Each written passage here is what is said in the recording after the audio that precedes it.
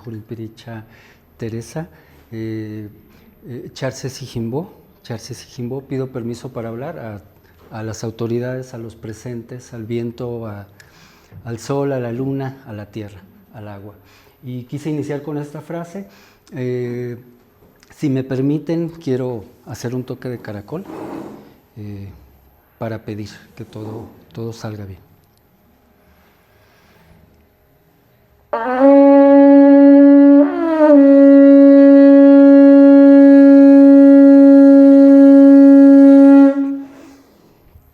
Dios mío. Muy bien, pues doy gracias y una disculpa de antemano por llegar tarde, pero tuvimos algunas situaciones por ahí técnicas, pero ya estamos aquí.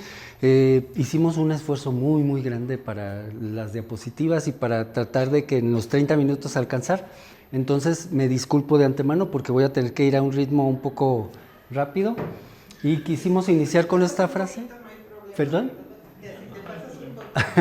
Está bien. Tómate la distancia. ¿Checas el tiempo de tomar ese, hijo? Sí, yo ya. Entonces yo también por si algo. Bueno, pues quise iniciar con esta frase. Este señor es jugador de Guarucua y él nos deja este aprendizaje, que a veces queremos agarrar banderas y decir que nosotros somos los que estamos cuidando, resguardando, protegiendo, cuando es al contrario. En estos tiempos de posmodernidad, con todos los fenómenos que hay alrededor, es al revés. La recuperación viene de aquel lado. Como ya bien nos hizo favor la doctora Teresa, ya mencionó la denominación de la temática de nuestro proyecto, de nuestro trabajo, y pues su servidor, Hiari Kurish Vladimir Silva, Huantoanapu, originario de Huancito. La que sigue, hijo, por favor. Muy bien. Algunos elementos nos pueden ayudar para ir guiándolos a ustedes en relación a este trabajo, a este documento. El primero es el objetivo general y que tiene que ver con esta parte de aportar una alternativa cultural, una alternativa, ahora ya le puedo denominar ecoeducativa y desde las epistemologías del sur, a niños en situación de riesgo, que más adelantito vamos a ir viendo de qué se trata. Adelante, Siguri, por favor. Existen algunos objetivos específicos. Uno de ellos considero que es realmente muy relevante porque nosotros como docentes en ocasiones dominamos o manejamos las asignaturas o ahora los campos formativos y en ocasiones no revisamos tanto los contextos de los que provienen nuestros niños, desde preescolar, primaria, secundaria, no sabemos qué hay alrededor de ellos. Entonces es muy relevante conocer tanto los contenidos como los contextos de nuestros niños y cómo inciden en ellos. En otro momento del documento se hace una línea del tiempo muy breve entre la época prehispánica, no de la educación física como tal, que ese es el punto de ese capítulo, sino de la cultura física primero, desde la época prehispánica, y por ahí se menciona el mural de Tepantitla en Teotihuacán, es donde están las manifestaciones más importantes y diversas de los diferentes tipos de juegos en la época prehispánica. Posteriormente, dentro de los enfoques de la educación física hemos tenido el militar, el deportivo, el psicomotriz, el orgánico funcional, etcétera, etcétera, y al final vamos a llegar a la nueva escuela mexicana y el enfoque ecoeducativo. Continúa, por favor. Ese documento que ustedes ya conocen, para nosotros es relevante porque consideramos que contiene elementos que no están integrados en algunos otros pocos textos que existen sobre el Guarucua, y al documentar un poquito la experiencia, al documentar un poquito los rituales, el aspecto ritual, cosmogónico, histórico, lúdico, etcétera, etcétera, del juego, y que a su vez todo esto tiene que ver con la cosmovisión purépecha, que más adelantito lo vamos a ir viendo cómo se interrelacionan, no van por separado. Esta parte de la articulación también del juego ancestral con la formación docente y con los ejes articuladores de la nueva escuela mexicana, también vamos a ver cómo en todos tiene que ver los juegos ancestrales y tradicionales.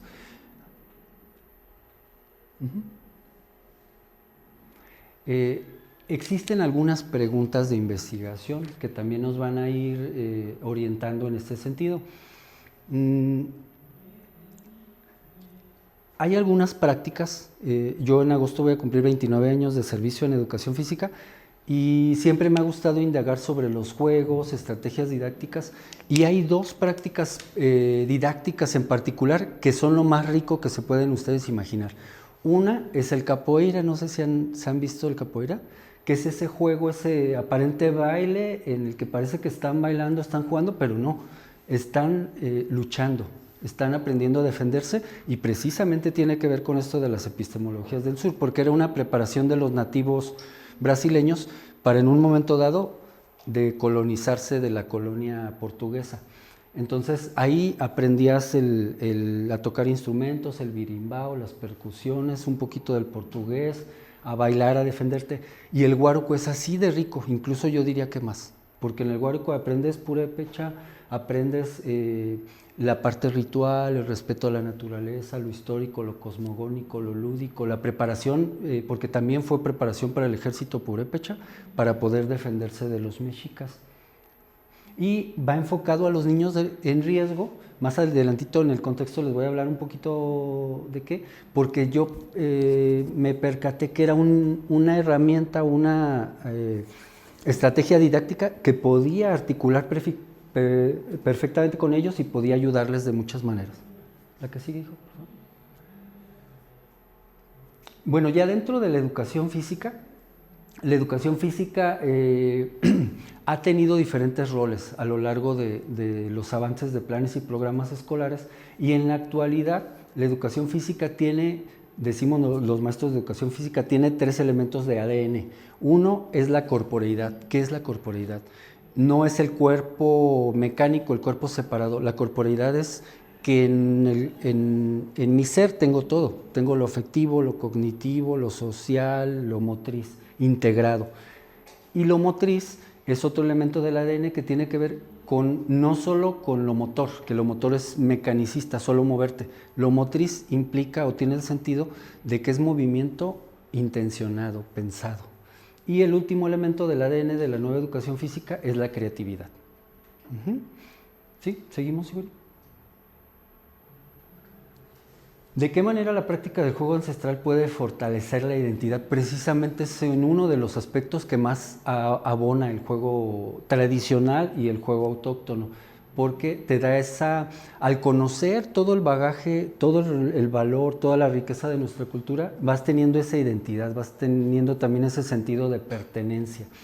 Y nuestro juego es muy comunal, nuestro juego es muy de respaldarnos todos, de apoyarnos todos, de ir a cortar los bastones, pero le pedimos el permiso al árbol, al hermano Natapu, para poder cortar el bastón, y de ofrenda le llevamos algo, le llevamos fruta, le llevamos algún alimento. ¿Seguimos, Igor? ¿Cómo se articulan los principios de la nueva escuela mexicana? Sabemos que en la nueva escuela mexicana hay principios como la humanidad, la honestidad, la equidad, el respeto a la naturaleza, entre algunos de los elementos. Y ¿cómo tiene que ver con esta parte de las epistemologías del sur? Pues precisamente con eso, de que nosotros como docentes, cuando escuchábamos epistemología, normalmente nos trasladaba a lo mejor hasta Piaget, ¿no? Que Piaget creó un instituto, el Centro Internacional de Epistemología Genética, y que ahí había filósofos, físicos, matemáticos, y trataban de indagar cómo se iban construyendo los conocimientos. Pero a Piaget les dijo, es que ustedes quieren indagar cómo se construye el conocimiento científico sin indagar cómo se va construyendo desde el niño en sus diferentes momentos de desarrollo intelectual. Pero Piaget, aunque tenía razón en esa parte, él hablaba del sistema. Él en sus textos se refiere al sistema como el individuo. Y ya desde las epistemologías del sur ya nos interesa la comunalidad. Por eso la nueva escuela mexicana habla de los niños, niñas y jóvenes en el centro del proceso educativo. Ya no habla del niño en lo individual, sino como un colectivo. ¿Seguimos, Igor?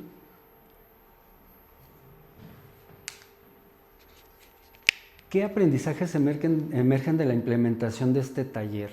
Bueno, este taller, al ratito lo vamos a ver en el contexto, surgió en escuelas con entornos difíciles, con entornos problemáticos, con alcoholismo, drogadicción, lo vamos a ver más adelantito, y nosotros consideramos que era una herramienta que podía ayudar, si no a resarcir todo lo que los niños vivían en su contexto, sí a darles una alternativa, donde sintieran que eran parte de un equipo, donde aprendieran cultura, donde aprendieran historia, poesía prehispánica, etcétera, etcétera. Entonces, más adelantito vamos a ir aterrizando estas partes. El enfoque ritual. Debo decirles que el juego de pelota purépecha es el juego ancestral o juego autóctono más difundido en todo el país. Eso es bueno, pero también es malo, porque se ha deportivizado. Y al hacerlo deportivizado, se ha elitizado. El deporte tiene ciertas cualidades, te sirve para mantenerte saludable cuando es amateur, pero cuando es profesional, cuando es de alto rendimiento, en vez de hacerte bien, empieza a hacerte daño, porque repites esquemas de movimiento que poco a poco te van a ir lastimando la rodilla, los hombros. Se hace elitista porque solo seleccionas, se hace selectivo, solo ubicas a los niños más destacados. Y en el Guáruco no, el Guáruco es muy inclusivo porque todos los niños podían participar. Tuvimos niños down, tuvimos niños con problemas de agresividad, con trastorno de déficit de atención. Y a través de la parte ritual enseñamos a los niños que antes de empezar a jugar tenemos que pedir permiso. No podemos jugar con la pelota de fuego que es ritual, no podemos empezar a jugar sin pedir los permisos. Y les decimos a los niños, ¿a quién le pedimos permiso? Y ellos dicen, pues a Dios. Y digo, no, los purépechas hablaban del sol, de la luna, del agua, de la tierra, de los vientos, de los 4 vientos, o más bien de los 6 vientos, los 4 a los lados y arriba abajo. Y esta parte al niño, cuando tú le dices en un deporte, eres parte de un equipo, si es que logras ser parte de un equipo. Pero en el Guáruco, cada uno de ellos representa, este juego está cargado de simbolismos, de significados. Cada uno de esos niños, de acuerdo a la mitología purépecha, representa una estrella. Cada jugador es una estrella. Y el campo donde están es el Aguándaro, es el cielo. Y la pelota es Tatajuriata, el señor día o sol. Y cuando jugamos con la pelota de trapo, es Nanacutsi, señora luna. Y hay otra vertiente que se está perdiendo y que nosotros hemos tratado también de recuperar un poco, que es con una piedra y que se jugaba en Urío.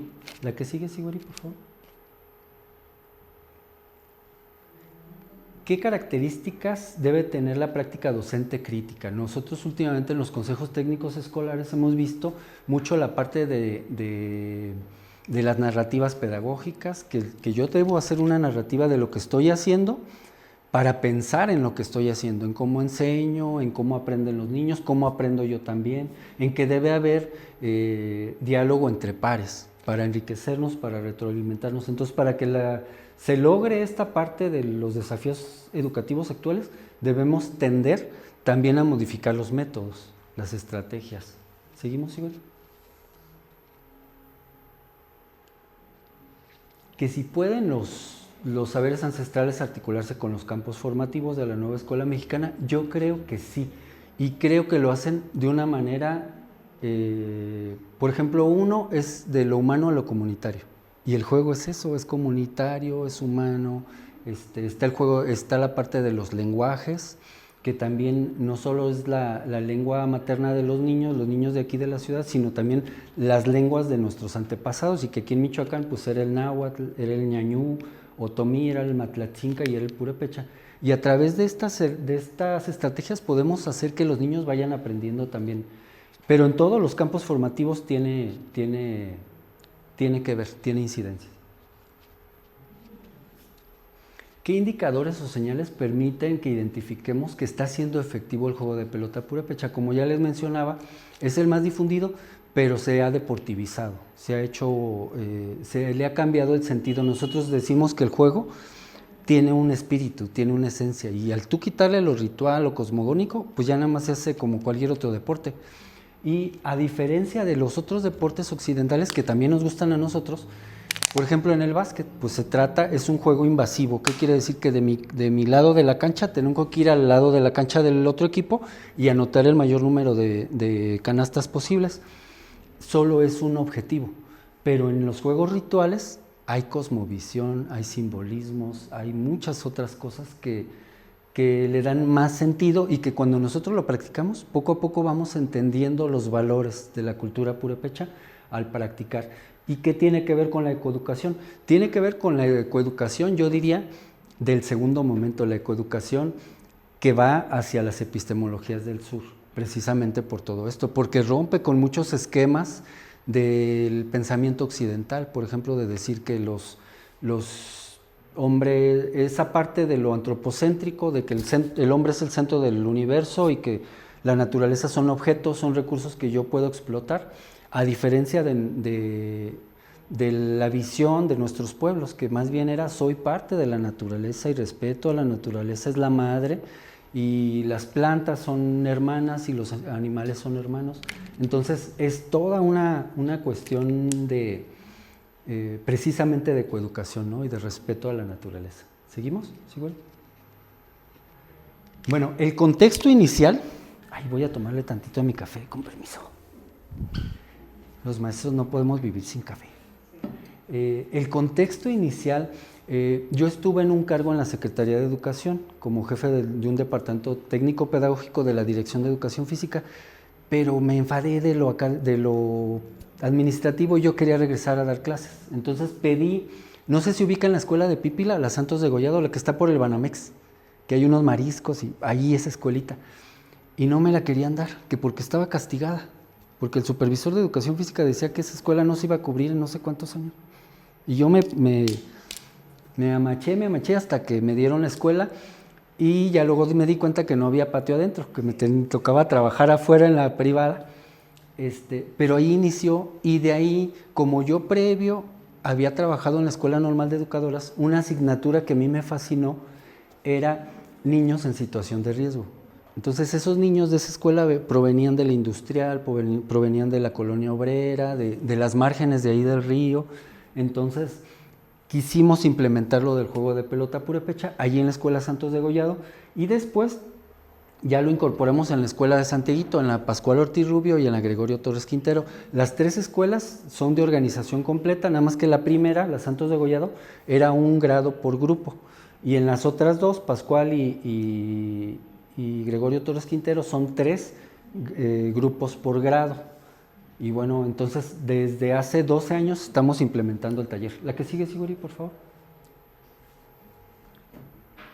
Muy bien. Del marco teórico debo decirles, vamos así, no sé cómo iremos de tiempo, Siguri, a la mitad. Del marco teórico voy a retomar algunos aspectos muy así telegráficos, muy puntuales de algunos de los capítulos y de otros no, porque los otros van en otras partes que el doctor me hizo favor de decirme cómo las desarrollar. Entonces primero voy a comentar esta parte de los niños en situación de riesgo. Suena el término muy invasivo, así como, ¿cómo niños en situación de riesgo? Pero en el plan 2002 venía como asignatura y a mí me pareció muy propio porque las alumnas en ese momento de la Normal de Educadoras pues estaban aprendiendo a identificar en sus prácticas qué niños, qué contextos tenían y cómo podía eso afectar sus cuestiones de aprendizaje.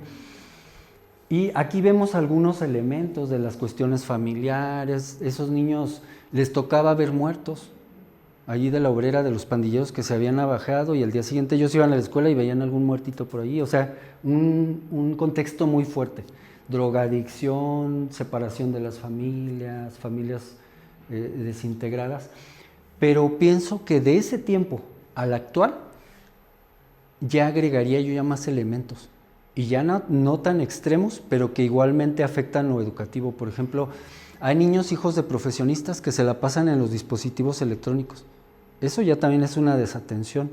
O niños que ya se meten a juegos en internet y que a veces son juegos que implican que tienes que pagar por los juegos y a veces ya le agarran la tarjeta a la mamá. O sea, ya están robando para poder jugar.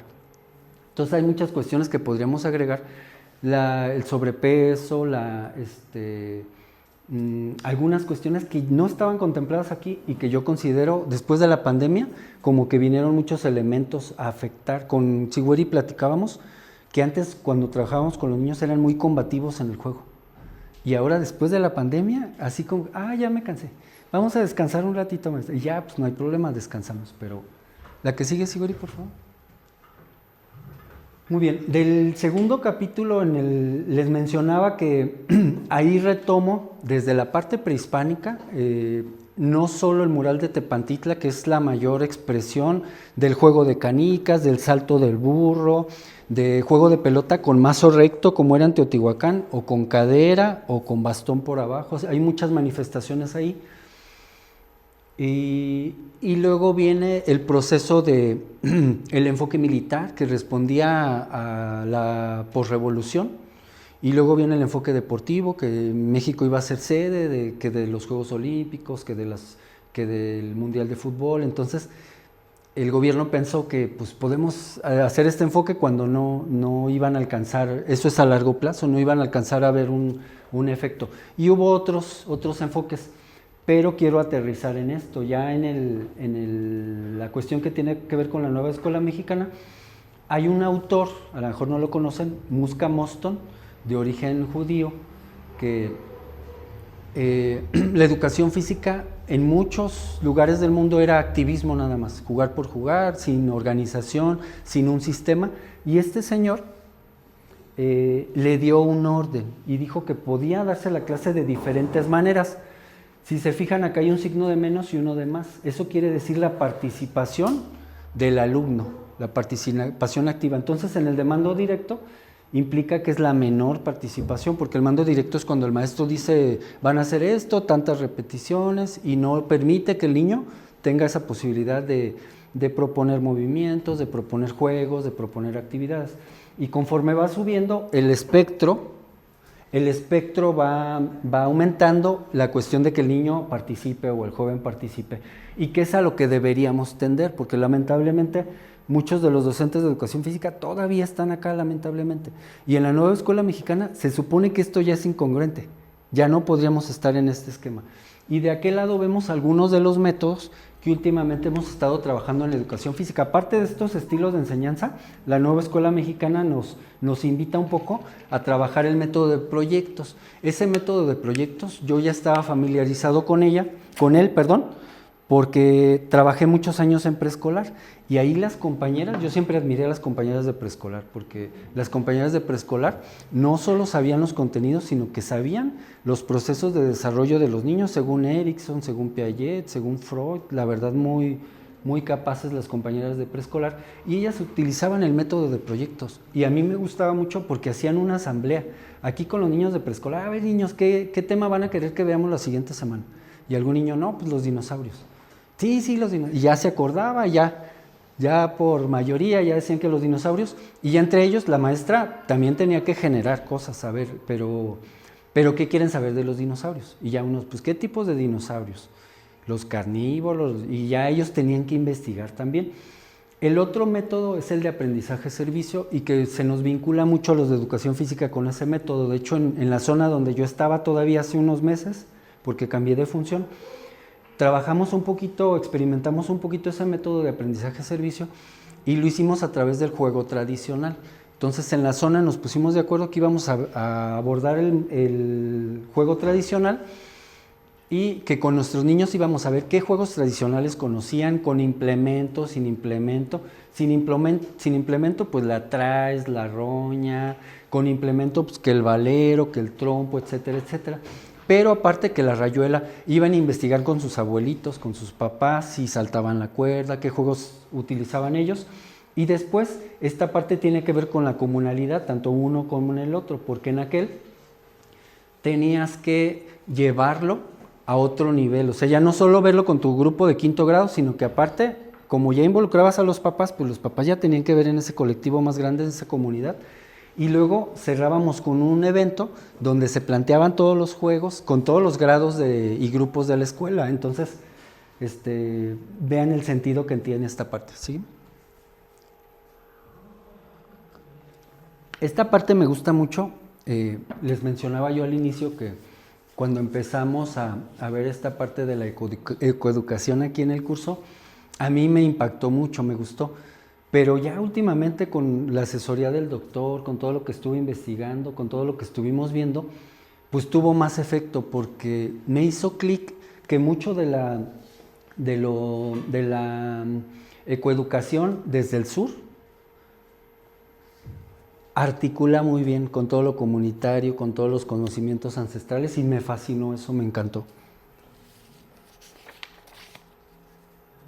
Bien, y pues bueno, el doctor hace esta propuesta de la matriz epistémica y nos da como esa luz, porque bueno, si nosotros vamos desde la epistemología, yo les mencionaba ya la epistemología europea ya de Piaget, ya desde esta perspectiva me gusta porque tiene que ver con el sur global. O sea, siempre nos quedamos con que los europeos, desde la filosofía, que Hegel, que de todas las ciencias, pues era lo europeo, ¿no? Y ponían en el centro al hombre, pero no ponían en el centro a cualquier hombre, ponían en el centro al hombre europeo. O sea, los demás éramos de otra categoría. Y ya en las epistemologías del sur, me gusta esa parte porque ya es más desde los contextos, desde los conocimientos o desde los conocimientos locales o las epistemologías locales, porque antes nos planteaban, yo recuerdo que nos planteaban cómo trabajaban en Japón en preescolar, que ibas en un avión y desde un avión se veía el jardín de niños, que era enorme, que tenía mucho espacio, y las experiencias en Suecia, etcétera, etcétera, pero no eran tan significativos porque ellos tienen otro contexto diferente, otras tecnologías, otras cuestiones. Para mí y para nosotros, la mayoría de los maestros que ahora lo platicamos, pues me es más asimilable una experiencia innovadora en Colombia, o una experiencia innovadora en Costa Rica, o en Brasil, o en Argentina, o a ellos también las nuestras, porque podemos compartirlas, podemos intercambiar narrativas, etc. Y bueno, estos elementos que menciona que el doctor pues organiza de esta manera, no tienen un orden específico, sino que desde cualquier momento, si se fijan, tiene esta parte como de movimiento, ¿no? Y bueno, la parte epistemológica, pues que tiene que ver con la dialogicidad, que sabemos que esta parte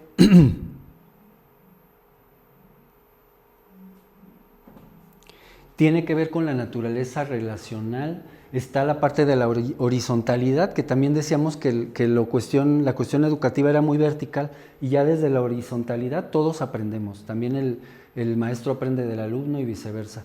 Y a veces, como decía también Vygotsky, que yo lo incluiría también dentro del sur, porque recuerden que no solo es el sur geográfico, sino que también algunos continentes, el occidente no los considera pues del norte global, por ejemplo Asia, África, América del centro y del sur.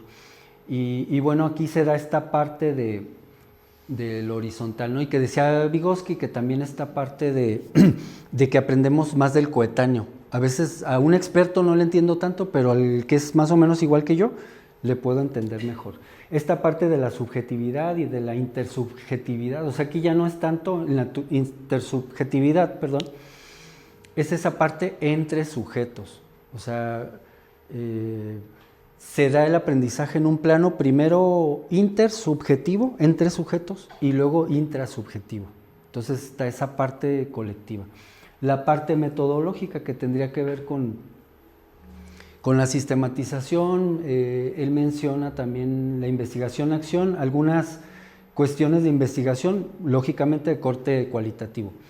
En la parte praxeológica, me gusta mucho también porque tiene que ver precisamente con las prácticas. Entonces las prácticas de nuestros pueblos indígenas tienen ese sentido de construir el conocimiento entre todos, y como por ejemplo en Cherán, qué prácticas últimamente se han dado, ¿no? Y hace algunos años cuando hicieron sus fogatas para protegerse, y ahora últimamente qué han estado haciendo, porque han tenido todavía la presión de grupos delictivos, y ellos tienen sus consejos, su consejo mayor, que es el que gobierna, y que si uno está fallando,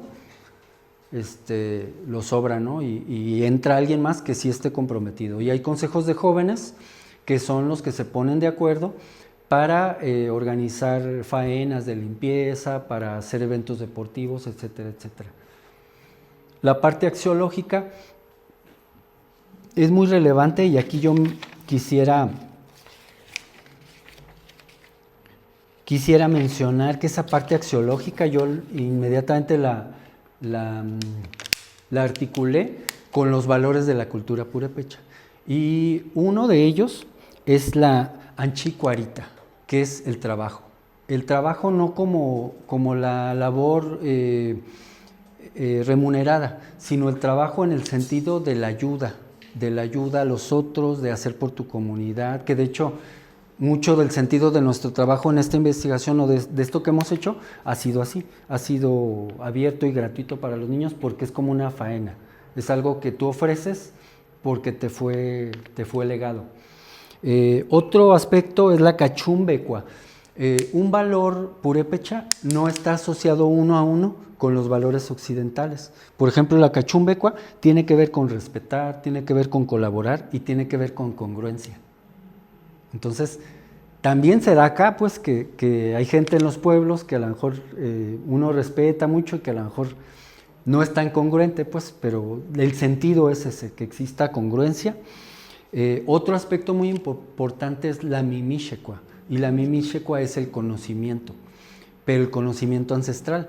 Y el doctor en su documento, en su tesis, hay un cuadro que me gusta porque dice, en una parte, en una columna, están los conocimientos de la ciencia, por ejemplo, los conocimientos del hombre occidental, y en contrapartida, en la otra columna, están los conocimientos tradicionales. ¿Y a qué creen que le da prioridad el mundo en general? ¿A qué le da prioridad? A la ciencia, pero también ya hemos visto, ya hay autores que denuncian que el capital tiene bajo su servicio en muchos sentidos a la ciencia. Sabemos que la ciencia en muchos aspectos se ha corrompido, hay estudios sobre la Coca-Cola que han tratado así como de que no se vea tanto el efecto. Entonces, lamentablemente, mucho de la ciencia está al servicio del gran capital. Y ahorita lo vemos en el propio clima de nuestro estado, cómo estuvo el clima hace un año o hace 2 años, que el calor estaba insoportable. Entonces, ya estamos viendo que ese desarrollo, pues no era para bien de las comunidades, ¿no? Entonces, está esa parte. Y la dimensión ontológica, siempre que hablamos de la cuestión epistémica, pues viene esta parte de lo ontológico y lo filogenético también. Y me gusta esto de lo ontológico porque habla de la parte de la impermanencia. ¿Qué quiere decir esto? Que todo está en cambio constante, que no hay algo ya dado, sino que va a estar. Y todas estas partes, está lo creativo, está la interdependencia. ¿Seguimos, Igor? ¿Cómo iremos de tiempo? Ya me debe. No me digas. ¿Sí? ¿Podemos? Bueno. Esta parte de la práctica, ya me voy a ir más rápido, esta parte de la práctica, pues ya lo comenté, tuvo que ver con dar una alternativa diferente a los niños, que fuera cultural, que fuera inclusiva, que fuera... que sostuviera esa parte comunal y que los niños se sintieran, rescataran ese sentido de pertenencia. ¿Seguimos, Igor? Vamos a darle un poquito más rápido.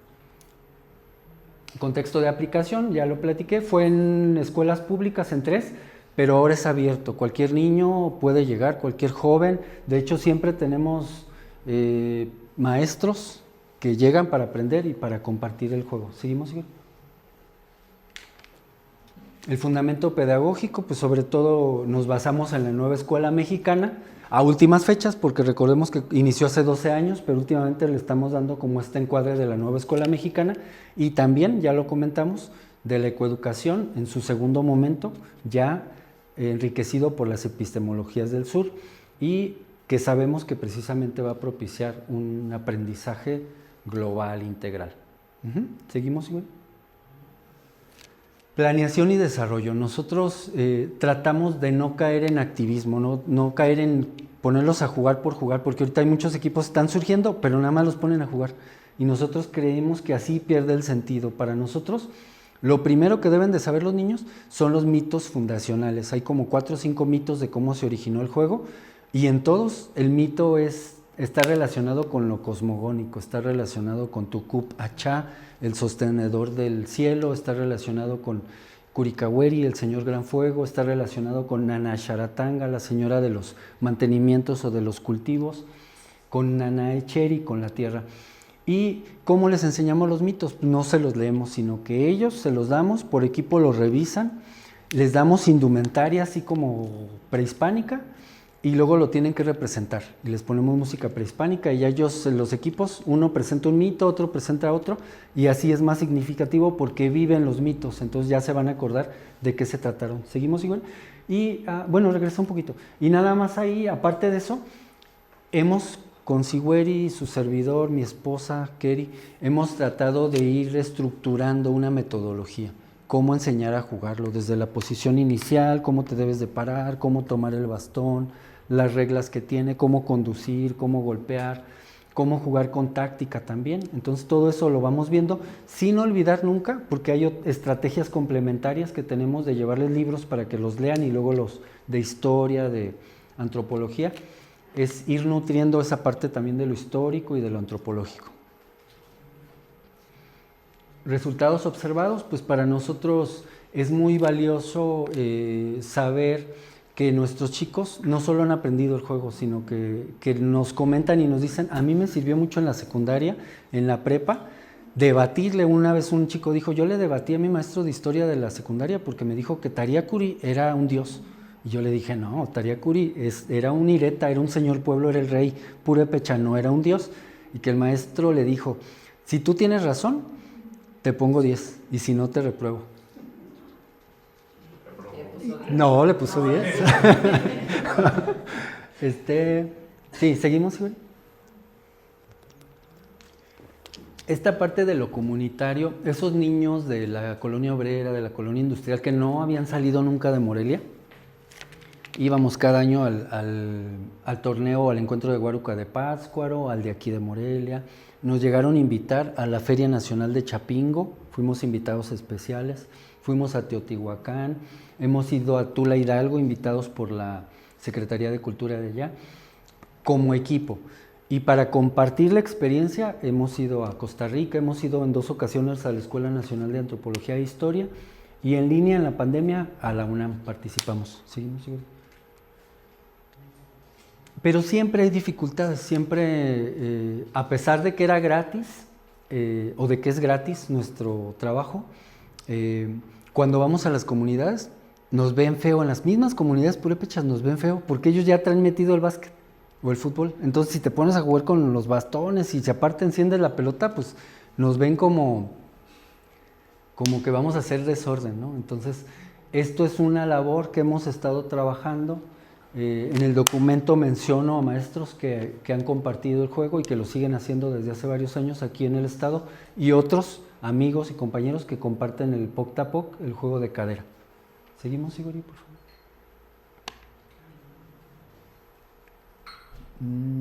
¿Seguimos? Y bueno, ya para ir cerrando esta parte de lo ecoeducativo, yo siempre he dicho que desde el momento que llegan esos niños, a veces con déficit de atención, y que tú les dices, no, espérate, primero vamos a hacer el círculo, porque en el círculo todos estamos al mismo nivel, todos nos vemos, todos participamos, y muchos de los niños, por eso tenemos muchos caracoles, porque muchos de los niños ya tocan el caracol, porque saben que es una herramienta para nuestros pueblos indígenas. Si yo como campesino, si yo como pescador le pedía algo al lago, al bosque o a la tierra para cultivar, con mi voz no le iba a llegar. Y el caracol, nuestros pueblos originarios saben que a través del caracol mi pensamiento se vincula con la vibración y puede llegar lo que yo pida. Entonces, pues esta parte para nosotros, les decía que hace mucho clic, porque trabajamos el respeto a la naturaleza, porque trabajamos el diálogo entre pares, porque trabajamos que sean autogestivos. Si por ejemplo cada año nos invitaba la UBAC de Ciudad Hidalgo de Cultura Física, los mismos niños los preparábamos para que, a ver, tú, Keri, tú vas a dar lo de cosmovisión, tú, Vero, vas a dar lo de reglas, tú, Susi, vas a dar lo de historia. Entonces, si uno falta, ya están ellos. Entonces, es la intención de que esta parte de los juegos ancestrales pues prevalezca, porque en ella vienen toda la parte de... Y que bueno, ya casi para ir terminando, no mencioné, porque no venían las diapositivas, cómo están relacionadas las tradiciones más antiguas de Michoacán. ¿Puedes seguir, Sigüeri, hasta la última, por favor? que finalmente ya he mencionado muchas de las cosas, pero bueno, yo no podía explicarme, con esto voy a cerrar, yo no podía explicarme cómo es posible que esas figurillas que fueron encontradas en Jacona, de la cultura de Curutarán, y que las fecharon, y que estaban en un hueco hacia abajo, y luego había una bóveda que estaba orientada de oriente a poniente, y cuando las fecharon descubrieron que tenían 1500 años antes de nuestra era, los jugadores de pelota. Y yo no me explicaba cómo, desde el 1500 antes de nuestra era, cómo se mantuvo el juego hasta el 600 antes de nuestra era con la cultura de Chupícuaro, o hasta la cultura de Tingaño, o las culturas que estuvieron antes de los purépechas en el lago de Pátzcuaro, cómo se mantuvo. Y ahora entiendo que fue por estos señores. Bueno, ellos son una pizquita, pero se tuvo que ir manteniendo por la tradición oral, por el mural de Tepantitla, por los petrograbados de la presa de Infiernillo, por las pinturas lacustres de Queréndaro, se mantuvo, pero principalmente porque ellos mantuvieron la tradición oral. Tata Mario Gaspar, que es de nuestros mentores, de nuestros maestros en el juego de pelota purépecha, y de él aprendimos mucho, no solo del juego, sino de lo histórico, él es uno de los que le debemos más. Tata Victoriano de Guáncito, que es mi pueblo también, que él nos enseñó que era con otra madera de un árbol que ya no hay, que había en la barranca de Guáncito y que ya no hay. Tata Toral de Calzoncin, que él sabía los juegos de habilidad mental, y en esos juegos de habilidad mental eran tableros, y no solo, y con dados se tiraban a una piedra, y según cómo caían, avanzabas en el tablero un equipo para un lado y otro para el otro, pero no era nada más el jugar por jugar, sino que te encomendabas a un taré, a una figurilla, a una representación, ya sea fuera de la luna o del sol o del viento. Los de aquel equipo se encomendaban al viento, por ejemplo, y a lo mejor nosotros a la luna, y tú sentías esa conexión, como que te estaba ayudando. Entonces, él nos enseñó esa parte. Está Tata Lázaro de Cheranatzikurin, de Cheranástico. Estos dos señores son de Nurío, y esta es la piedra con la que se jugaba el juego de piedra, que ya no se practica, y que era con una pala como esta que tiene aquí. Y allá está mi señor padre, Tatachente de Guáncito, que él lo practicaba en 1955, hace 70 años. Entonces, gracias a ellos se mantuvo. Y pues con esto concluyo. Dios me llamo. Gracias por su atención. Oye, en esta imagen, antes de que te vayas, Déjala así. ¿esas figurillas se encontraron aquí en Michoacán? Sí, en Jacona, en las tumbas de Tiro. Y esa cultura, la cultura de Curutarán, no solo nos legó el juego de pelota, sino que también nos legó el culto. Esa cultura, de hecho, se le llama, si lo buscan, si lo googlean, se llama la cultura de los hacedores de tumbas, porque había muchísimas tumbas. Y ellos pues tenían ese respeto. Entonces inferimos que nuestra tradición de la Noche de Muertos viene desde ahí, o sea, desde ahí. Y ellos tenían un conocimiento de astronomía, tienen varias representaciones de Venus. Entonces, al conocer todo el movimiento de Venus, sabes o puedes deducir el movimiento del sistema solar también. Entonces, tenían conocimiento del sistema solar y desarrollaron una técnica de riego que se llama entarquinamiento. En el valle de Jacona lo inundaban, hacían represa para que se llenara todo el valle de Jacona y que durante algunos meses todos los minerales que traía el lago de Camécuaro y el río Duero se acumularan ahí, luego dejaban correr el agua y ya sembraban. Entonces ya había descansado, la tierra se había enriquecido. Entonces, no, es que tiene una factura como de la cultura olmeca, nunca se han... Sí.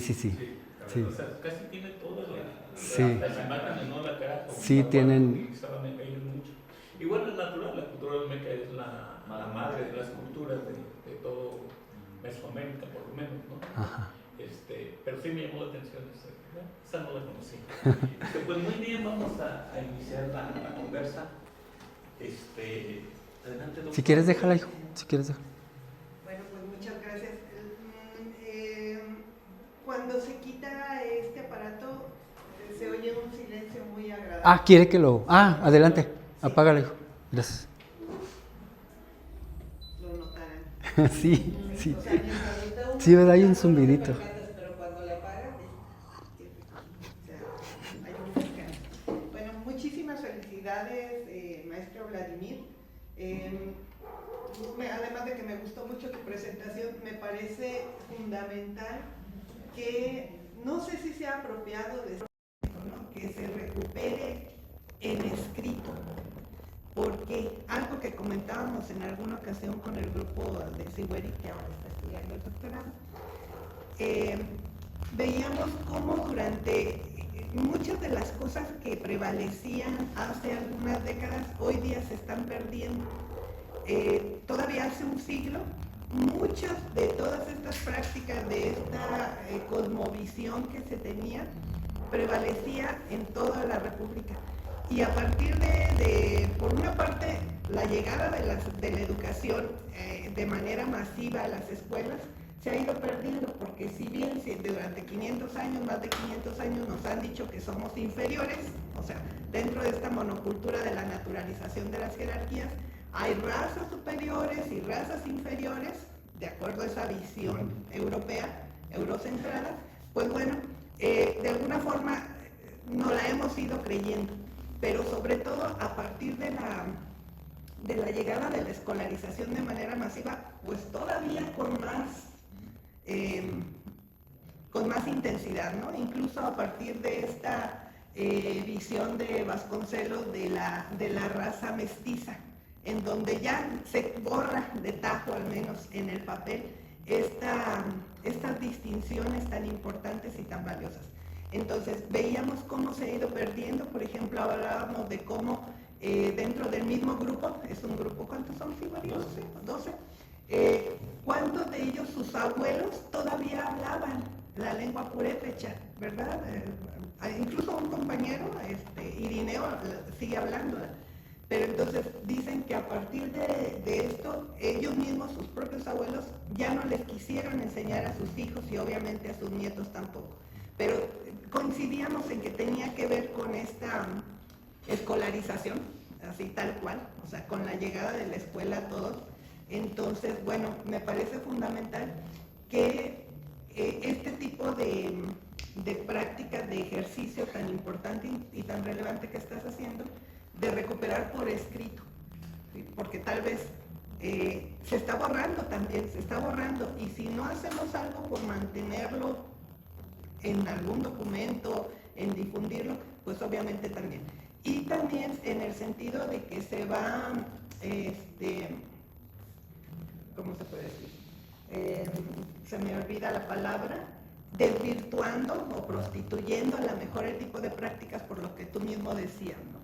En cuanto a que se le quita, mercantilizan, sí, en cuanto a lo que decía de cómo se puede, o se empiezan a practicar por otras personas, pero se les quita este sentido cosmogónico, lo ritual, y solamente se deja como una práctica aislada, sin ese sentido que es lo que le da su riqueza y su valor. Así que me parece sumamente importante esto que tú estás al menos iniciando, porque aquí se lo vamos a encargar a Siweri de que lo continúe, lo fortalezca. Bueno, no sé si él le interese, pero creo que lo habíamos hablado de que sería interesante que también él lo siguiera desarrollando para su tesis, a su vez doctoral. Pues ya lo estoy comprometiendo aquí, pero es que sí me parece, o sea, me parece que lo que tú haces es muy valioso, pero todavía falta. Creo que todavía hay que seguirlo enriqueciendo, hay que seguirlo nutriendo para que se recuperen muchos elementos que están aislados, porque incluso tú mismo cuando presentabas ahorita la matriz epistémica, algo que les he dicho yo es que esa matriz cada quien la tiene que apropiar. O sea, bueno, esta propuesta es del doctor José Luis Mora, pero tú mismo lo dijiste, o sea, tú estuviste mencionando muchos de los elementos, ¿no? Cuando hablabas de esta dimensión axiológica, y tú mismo señalas cuáles son esos principios que guían este juego. A lo mejor otra cosmovisión también ontológica. Estuviste hablando de esta horizontalidad a lo mejor que se da dentro de la relación, dentro de la enseñanza que se da de toda pues no es práctica, toda esta cosmovisión y que se traduce en la práctica de este juego. Pero todo eso creo yo que se puede justamente hacer una reconstrucción de esta matriz, de este juego en particular, de toda esta cosmovisión, para que también le vaya dando más fundamentos. ¿Por qué? Porque esta matriz epistémica lo que nos ayuda es a organizar los conocimientos, organizar las ideas, las prácticas, los principios que están ahí presentes. Entonces, bueno, me parece que esa parte hay que fortalecerla, hay que enriquecerla. Muchas cosas mientras estuviste presentando y también a la hora de la lectura de la tesis me iban surgiendo, pero siempre como no junto, pues se me van olvidando. Pero bueno, creo que lo importante de resaltar es que me pareció muy valioso, me da mucho gusto que lo hayas hecho y que una de las cosas que dice algún autor de la sistematización es sistematizar o morir. Entonces, qué bueno que lo estés sistematizando, porque si no, va muriendo y se va perdiendo. Así que sería mi comentario. Muchas gracias. Gracias. Bueno, Vladimir, pues felicitarte por todo lo que haces y cómo pues integraste, ¿no?, la educación desde el sur con toda esta práctica, experiencias y vivencias que tú tienes. Y pues a mí me deja como un reflejo de la colonización.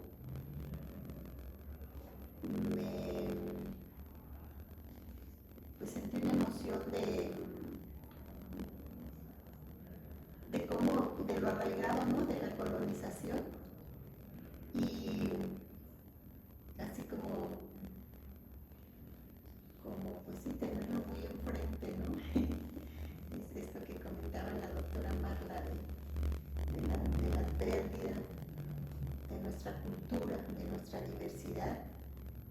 Y pues afortunadamente la nueva escuela mexicana volteó a ver para allá.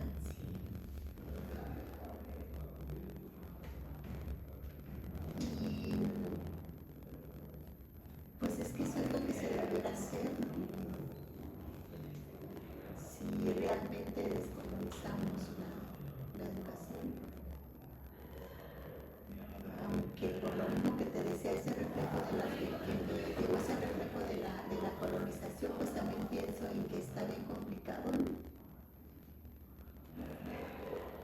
Porque imagínate todo, tú lo estás haciendo, pero por todo lo que tú traes atrás, desde donde naciste, desde donde te formaste, pues de todo lo que sabes, y también el interés, yo creo que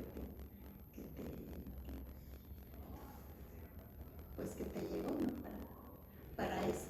Entonces, pues a mí se me hace muy, muy bueno y pues muy educativo desde el sur también todo lo que tú estás haciendo.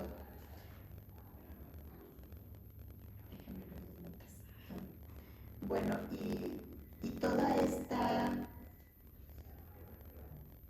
nos muestra también, ¿no?, toda esta diversidad, porque yo también decía, pues sí tiene que, eso es lo que se tiene que enseñar. Yo antes decía que yoga, y yo decía, no, pues que no educación física y yoga, pero ahorita que veo esto, pues rescatar todas estas culturas, porque por ejemplo yo sé jugar canicas, yo sé jugar matatenas, yo sé jugar valero, yo sé jugar trompo, y pues mis hijos, quizás en alguna ocasión jugué con ellos a eso. Tenemos valeros, tenemos trompos en la casa, pero pues no los agarran con el teléfono. Y entonces, pues cada región tienen su cultura, ¿no? Y pues eso es lo que se debe tomar. Y yo creo que la nueva escuela mexicana nos hace una invitación para eso, pero como hemos comentado también aquí mucho, es que no basta la nueva escuela mexicana, sino también hace falta el cambio de subjetividad en el profesorado, ¿no? En nosotros. Entonces, pero pues trabajos como los que tú estás haciendo, pues yo creo que nos llevan a cumplir el objetivo de la coeducación. Pues la verdad me dejaste muy impresionada, yo no tengo preguntas que hacerte, más que felicitarte e invitarte pues a que continúes en este Muchas camino. gracias, doctora. Fíjese, como usted lo que mencionó sobre la prohibición, creo que sí va un apartadito donde mencionó que en 1600 Jacobo Daciano prohibió el juego. Y cuando investigas más a ese fraile franciscano, te das cuenta que era un príncipe. Era hijo del rey de Dinamarca. Digo, ¿cómo vino este príncipe acá prohibiéndose algo que tenía que ver con nuestra esencia? Y aunque los franciscanos tuvieran ciertas cuestiones muy favorables, humanistas, etcétera, etcétera, nos vinieron a prohibir esta parte. Y lo que usted mencionaba, fíjese que hay un documental de un homónimo, un Ladrillero Soto, que menciona un ex jefe de educación indígena, menciona que cuando llegaron los deportes occidentales, los maestros con el afán de actualizarse, sí lo hicieron pues con esa buena intención, dejaron todos nuestros juegos, los tradicionales, los autóctonos, los ancestrales, y se perdió mucho de toda esa riqueza. Y que ahora podemos volver a incentivar a los niños a que encuentren el amor a estos juegos que traen mensajes, que son un tesoro. Gracias, maestra. Okay. Algo que creo que muchas cosas las fui pensando, pero no apunté y se me fue olvidando. Creo que algo que será importante ahora ya cuando ostentes el título de doctor en ecoeducación, tú mismo lo señalaste en tu texto y lo estuviste señalando aquí varias veces, que para ti descubriste que esta es una práctica ecoeducativa. Pero bueno, al margen de eso, también algo que me parece que es muy pertinente que señaló la doctora Tere es esta vinculación y esta coyuntura con la nueva escuela mexicana, que de alguna forma permite, abraza, recupera, valora este tipo de prácticas. Y pues yo la invitación que te haría también es que ya con mucha intencionalidad también empezaras a hacerlo a nivel más expansivo, incluso a partir de los mismos cursos que se proponen a partir de UCICAM, de la nueva escuela mexicana, que ya los que se ofertan a otros, seguramente sí, y también emitir algún tipo de propuestas específicamente ante la Secretaría de Educación, como para enriquecer también la propuesta curricular de la educación física, o sea, ya no como acciones aisladas como la tuya, porque en realidad es aislada, ¿sí? Tú afortunadamente puedes influir en algunos niños, en algunos maestros, pero sigue siendo muy marginal aquí en Morelia, por ahí un pincelazo en alguna parte, pero creo que sí se necesita que tú tomes esa iniciativa, porque eso también daría ejemplo a otros y que en otras partes también se empezara a hacer con sus propios saberes. Entonces, bueno, que no lo vayas a dejar. Ahorita estás en un cargo de supervisor, ¿verdad? No, asesor técnico pedagógico del sector. Creí que había dicho que habías cambiado de función. Sí, de docente de clase de ya, creí que estabas como asesor técnico pedagógico y pensé, bueno, ok, excelente. Entonces, que propongas también, porque además luego si no te absorbe mucho el trabajo administrativo, sí que es mejor en el área técnico pedagógico. Sí. Y que lo propongas, pero ya de manera como más formal. Ya no una invitación así, sino que también ya lo incluyas dentro de las propuestas que ya para este año no, pero para el próximo año, este año nos invitaron a que generáramos propuestas formativas. Entonces, bueno, si el próximo año nos vuelven a invitar, pues a lo mejor hasta podemos incluir, digo, yo ni estoy metida en eso, pero sí, la compañera que lo hace. Entonces, bueno, que no lo dejes tan abierto, sino que lo hagan ya con intencionalidad. De hecho, les voy a decir que creo que la semilla que ustedes sembraron cayó en tierra firme y